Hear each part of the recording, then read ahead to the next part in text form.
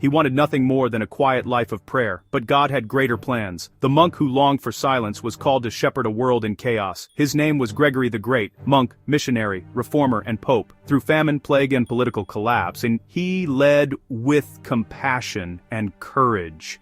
His story reminds us that true greatness is not found in power, but in humble service to Christ.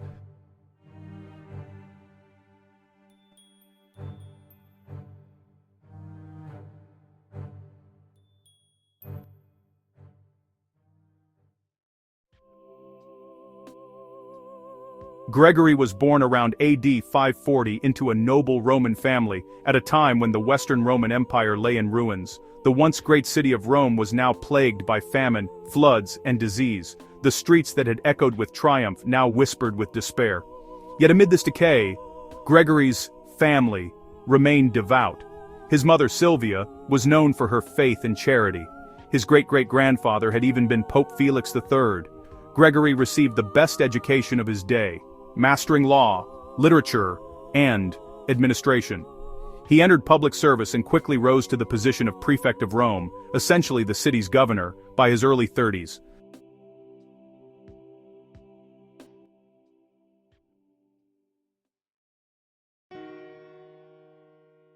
Despite his success, Gregory's heart was restless. Surrounded by wealth, he longed for something eternal. After his father's death, he transformed his family estates into monasteries, 6 in Sicily and 1 on his own property in Rome, dedicated to St. Andrew. Then, laying aside his fine garments for a monk's robe, Gregory entered his own monastery. There, he embraced a life of prayer, study, and service. He described his cell as a heavenly watchtower, where his soul could finally rest in God.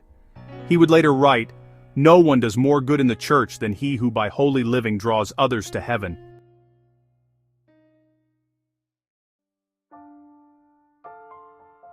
But Rome's peace was short-lived. The city was struck by famine and plague. When Pope Pelagius II died of the pestilence, the clergy and people unanimously chose Gregory as his successor. Gregory resisted. He even wrote to the emperor begging to be excused. But the people's insistence, and the empire's approval, left him no choice. In AD 590, Gregory was consecrated pope, a title he never sought but faithfully bore. He called himself not supreme pontiff, but servus servorum Dei, servant of the servants of God. The title remains the official papal signature to this day.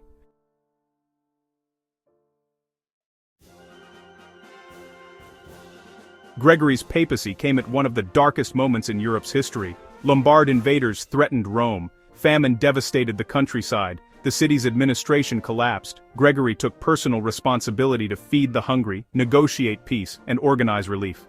He sold church treasures to ransom captives and distribute food to the poor, saying, "Gold is not to be loved but to be used for the salvation of souls." Everywhere he saw need, he acted, not as a ruler, but as a shepherd.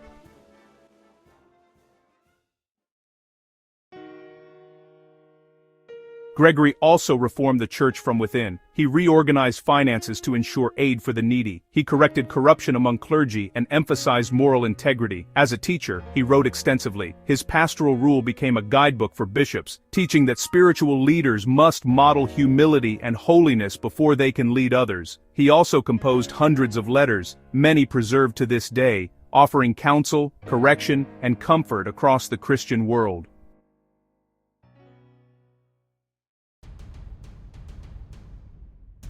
Gregory's heart beat for missions. They are not angels but angels, if they were Christians. When he became pope, he sent a group of monks led by Augustine of Canterbury to bring the gospel to England. That mission changed history, planting the seeds of faith that would eventually spread throughout the British Isles. Through Gregory's obedience, the gospel reached lands far beyond Rome's fallen empire. Gregory also left a mark on Christian worship. He simplified and standardized the liturgy, organizing prayers and readings that shaped Western worship for centuries. He is credited with developing the form of music later called Gregorian chant, solemn, meditative song designed to lift the heart toward God. For Gregory, worship was not performance, it was prayer made melody. In his later years, Gregory was often ill, suffering from exhaustion and pain. Yet he continued to serve faithfully, writing until his final days. He died on March 12, AD 604, worn but unbroken, a man who had carried Rome through ruin with nothing but faith, prayer, and compassion. The law of man saw him as a mere administrator. Grace saw him as a father to the nations.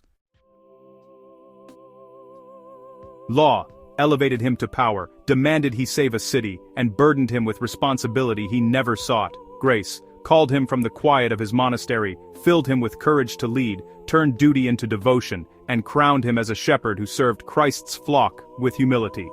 Law said, "You are obligated." Grace said, "You are appointed."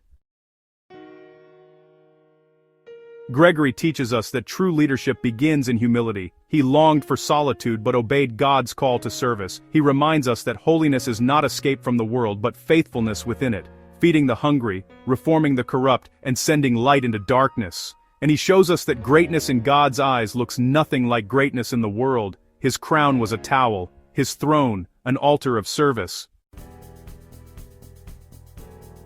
Gregory's life asks us, are we willing to serve when God calls us from comfort into responsibility? Do we see leadership as privilege or as service? Pray today, Lord, make me like Gregory the Great, teach me humility in success, compassion in leadership, and obedience in calling. Let me serve you faithfully in whatever place you appoint. And remember, the same Christ who took a monk from his cell and made him a shepherd of nations, who turned famine into faith and fear into revival, still call his people today. Serve humbly, lead faithfully, and let your greatness be measured by grace.